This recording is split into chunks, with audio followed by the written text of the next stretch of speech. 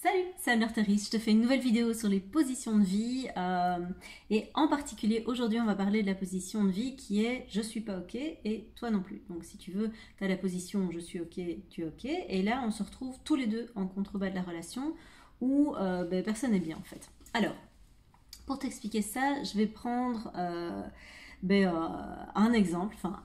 trois exemples que des clients m'ont rapporté la semaine passée ou des personnes que j'ai eu au téléphone. Et en fait, c'était chaque fois la même situation. Donc c'est un petit peu comme je t'avais dit dans la vidéo sur le témoin centré, finalement. La vie amène pile juste ce qu'il faut pour que je puisse te faire la vidéo sur le sujet. Alors, qu'est-ce que ces personnes m'ont dit? Elles ont ramené toutes les trois la même situation qui est je suis en couple avec une personne où c'est pas le kiff de l'année, mais ça va, c'est pas non plus le truc le pire qu'on ait rencontré non plus. Donc je ne suis pas bien dans ma relation et je reste dans cette relation quelque part parce que j'ai toujours connu ça et parce que surtout moi je me sens mal si je vois que je fais du mal à l'autre. Donc en fait comme je n'ose pas dire à l'autre que ça ne va pas, ou comme l'autre, quand il me pose la question, j'ose pas montrer que je suis pas bien dans cette relation, je me tais ou je travestis la réalité quelque part pour pouvoir faire en sorte que l'autre en surface ne souffre pas. Et donc, quand on se retrouve dans ce genre de position où on se dit, moi je suis pas bien, mais quelque part, donc je ne suis pas bien avec l'autre et si je dis la réalité, l'autre n'est pas bien avec moi, on se retrouve tous les deux dans une position qui n'est pas super clean puisque quelque part il n'y a rien qui est mis en place pour que la situation s'améliore, il n'y a rien qui est mis en place de concret, de réel, de matériel sur lequel on puisse se baser pour améliorer la situation puisque tout se base sur un mensonge finalement, c'est-à-dire grosso modo, les deux savent très bien que ça va pas, mais personne n'ose en parler et ça devient très compliqué du coup d'en sortir. Alors, je vais repartir de mon histoire à moi pour te faire un parallèle de ce que ça donne quand tu restes dans le genre de relation. Parce que moi aussi je suis passée par là et donc tant qu'à faire, autant que peut-être mon expérience puisse servir. Et donc mon but dans le partage de cette expérience n'est pas de te dire ce qu'il faut faire, n'est pas que tu fasses identiquement la même chose que moi, c'est juste que ça puisse te faire prendre conscience d'un autre point de vue et peut-être que cet autre point de vue va faire émerger des choses nouvelles chez toi. C'est juste le but. Donc je te dis pas de quitter ton compagnon, viens pas me dire après oui mais j'ai quitté mon compagnon parce que tu l'as dit. Moi j'ai juste rien dit du tout, prends ta responsabilité. Donc comment ça s'est passé pour moi? Je suis restée donc 21 ans avec une personne que j'ai épousée, avec qui j'ai eu des enfants, et en fait, je me suis aperçue au fil du temps, et même assez tôt dans la relation, que cette relation ne me convenait pas, dans le sens où j'étais pas pleinement épanouie, c'était pas ce que je cherchais en termes de relation, en termes d'amour, en termes de kiff, j'ai envie de dire, c'est juste ça, ça me faisait pas vibrer cette relation.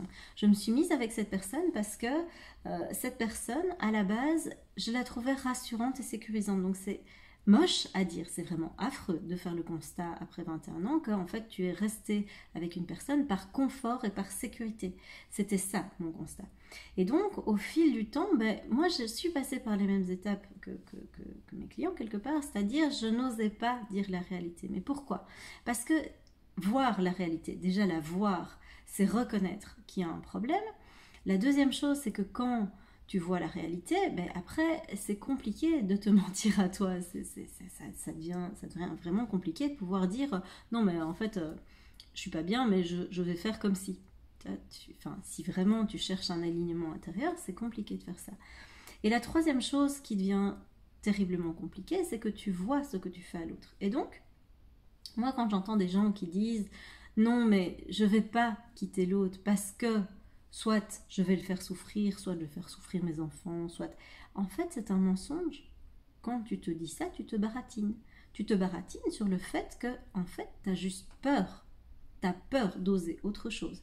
Tu as peur de dire la réalité parce qu'en fait, si tu dis la réalité, si tu dénonces les choses telles qu'elles sont, il va y avoir du changement.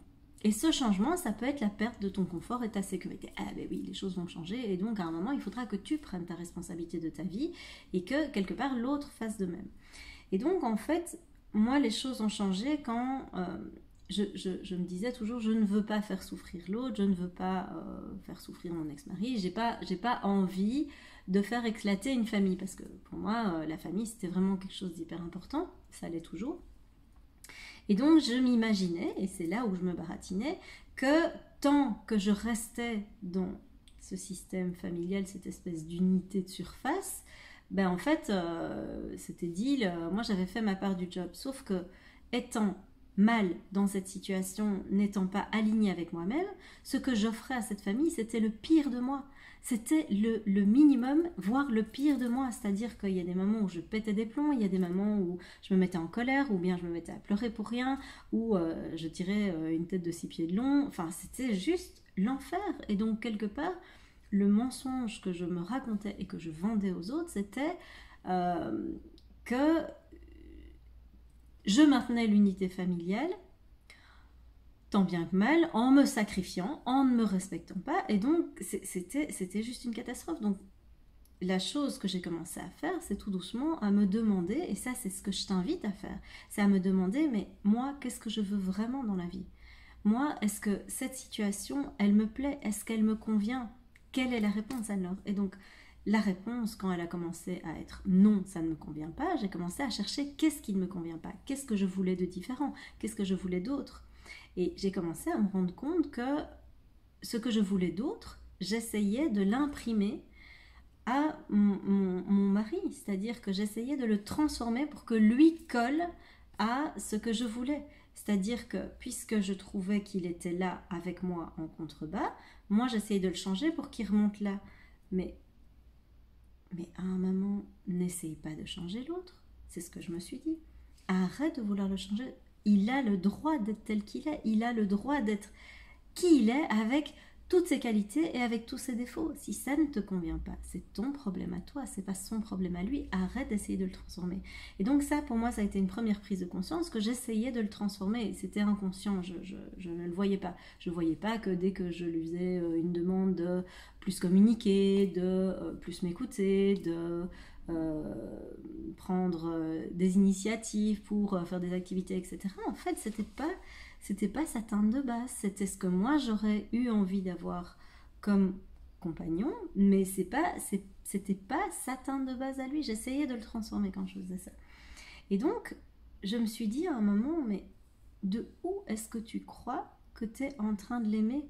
De où est-ce que tu crois que changer quelqu'un en permanence, lui offrir le pire de toi, parce que tu n'es pas capable dans cette situation de lui offrir mieux que ça? Ça, c'est l'aimer. Et donc, en faisant ce constat, je me suis dit, mais bon sang, mais quelle horreur en fait. Quelle horreur. Je suis en train d'essayer d'emprisonner une personne par peur, moi, de prendre ma responsabilité et d'oser tester autre chose. Je suis en train d'imposer à mes enfants, parce qu'en parlons-en des enfants en disant oh oui mais je vais briser leur vie, mais la vie que je leur offrais, elle était dégueulasse. Je tirais une tronche jusque par terre non-stop. Les moments où on était à deux, on se parlait quasi pas, et quand on se parlait, c'était plat, et ils le sentaient, ils le voyaient, ils essayaient de nous rassembler, enfin c'était l'enfer. Et donc qu'est-ce que j'offrais moi? J'offrais à la fois cette image de regardez les enfants, en fait vous voyez, être dans un couple, c'est ça. Tu te sacrifies, tu te respectes pas, tu serres les dents, tu serres les fesses, tu serres tout ce que tu as pour essayer de maintenir une situation qui est juste atroce.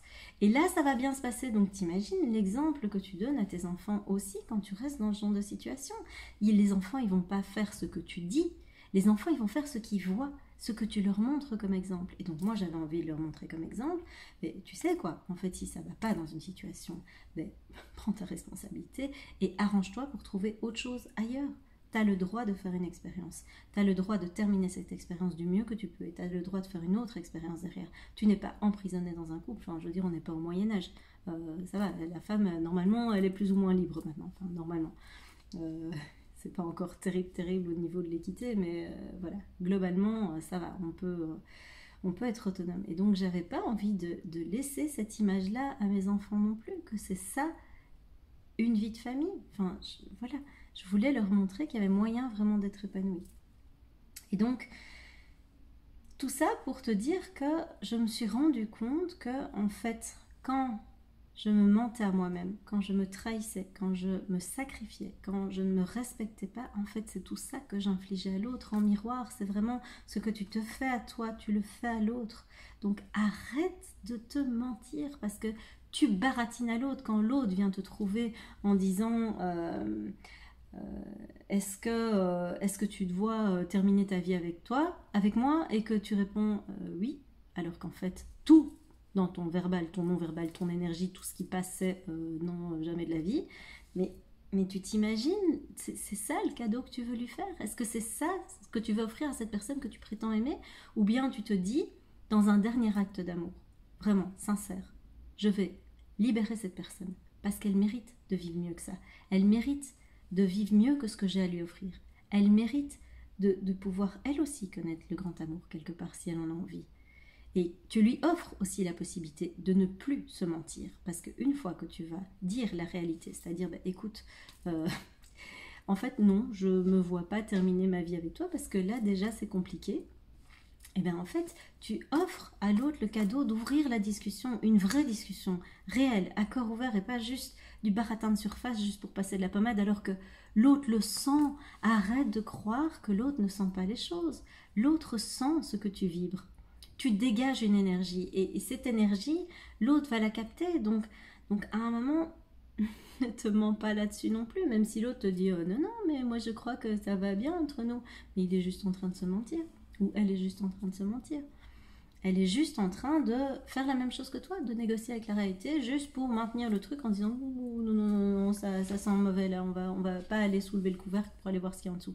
Et donc, offre-toi, offrez-vous au minimum la possibilité de voir la réalité telle qu'elle est, de dire la réalité telle qu'elle est, et de pouvoir ensuite construire. Soit vous allez construire votre suite à deux, et c'est cool, vous allez construire sur du solide, pas sur du mensonge, pas sur du non, je vais dire ce que je pense qu'on attend de moi, comme ça va bien se passer, mais ça va jamais bien se passer, bon sang, t'es en train de mentir. Ça va se voir à un moment, tôt ou tard. Si ça se voit pas dans ton couple, à un moment, il y a une personne qui va passer par là et tu vas être tenté de partir avec elle ou avec lui. Et ça va être très très chiant parce qu'une fois que tu seras pris dans une triangulaire, là, ça va être vraiment merdique. Parce que ton cœur, il va se séparer en deux et là, ça va être compliqué. Donc, rends-toi service. Vois les choses telles qu'elles sont et rends-toi service au moment où c'est. Soit tu vas pouvoir construire la suite avec l'autre, soit tu vas pouvoir construire ta séparation avec l'autre. Parce que c'est aussi une construction. C'est une construction de on va essayer de construire ensemble la plus belle fin possible. La fin la plus clean possible pour que tout le monde soit bien dans cette situation et qu'on puisse se quitter dans les meilleurs termes possibles. Donc c'est une construction. Et franchement, c'est le plus beau cadeau que tu puisses lui faire, plutôt que de laisser couler les choses jusqu'à ce que vous vous détestiez, jusqu'à ce que ce soit tellement plus vivable avec cette personne qu'en fait vous vous entre-déchiriez.